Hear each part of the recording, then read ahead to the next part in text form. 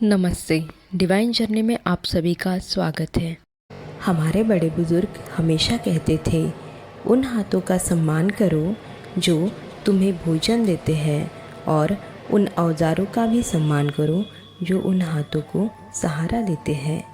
विश्वकर्मा पूजा का यही महत्व है।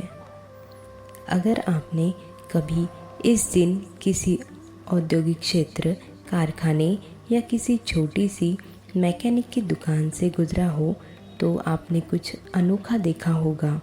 मशीनें अब शोरगुल वाली, चिकनी और उपेक्षित नहीं होती।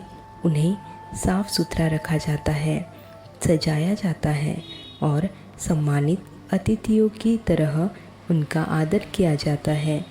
हथौड़े और स्पैनर लाल कपड़े में लिपटे जाते हैं। कंप्यूटर अगरबत्तियों के सामने रखे जाते हैं और गेंदे के फूल भारी से भारी मशीनों को भी सजाए जाते हैं। एक दिन के लिए कार्यस्थल स्वयं एक मंदिर बन जाता है। अब जानते हैं कि हिंदू पौराणिक कथाओं में भगवान विश्वकर्मा कौन है। भगवान विश्वकर्मा उत्सव को समझने के लिए सबसे पहले भगवान विश्वकर्मा को समझना आवश्यक है। हिंदू पौराणिक कथाओं में उन्हें दिव्य वास्तुकार, दिव्य अभियंता के रूप में वर्णित किया गया है। कथा के अनुसार उन्होंने देवताओं के महल, भगवान शिव के लिए स्वर्ण लंका, भगवान कृष्ण के लिए द्वारका का विशाल नगर और यहाँ तक कि भगवान विष्णु का शक्तिशाली सुदर्शन चक्र भी बनवाया। उन्होंने आमतौर पर भगवान ब्रह्मा के पुत्र के रूप में जाना जाता है, जो सृष्टि के एक अत्यंत बुद्धिमान नेता है। सरल शब्दों में कहे तो विश्वकर्मा वे हैं जिनके पास दिव्य सटीकता और उपयोग करके कल्पना करने, सृजन करने और कुछ नया करने की शक्ति है।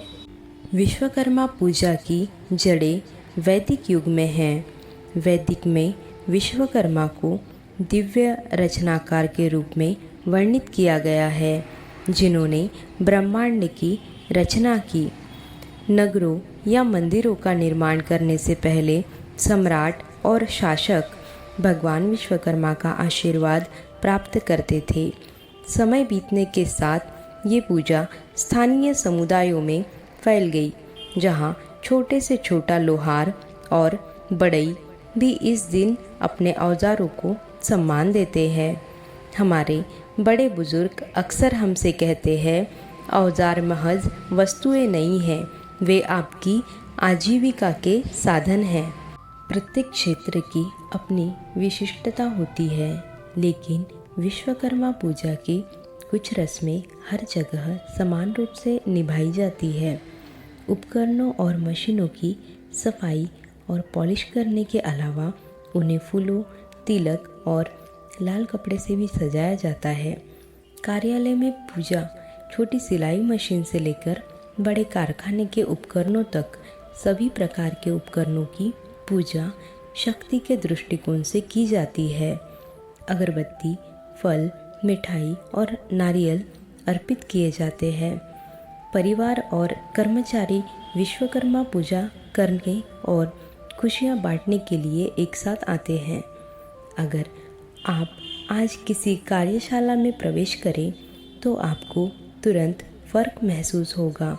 अगरबत्ती की खुशबू और मशीनों से निकलने वाली ग्रीस की हल्की गंध मेल आपको एक ऐसा अनुभव प्रदान करता है जैसे आध्यात्मिक और सांसारिक दोनों हैं।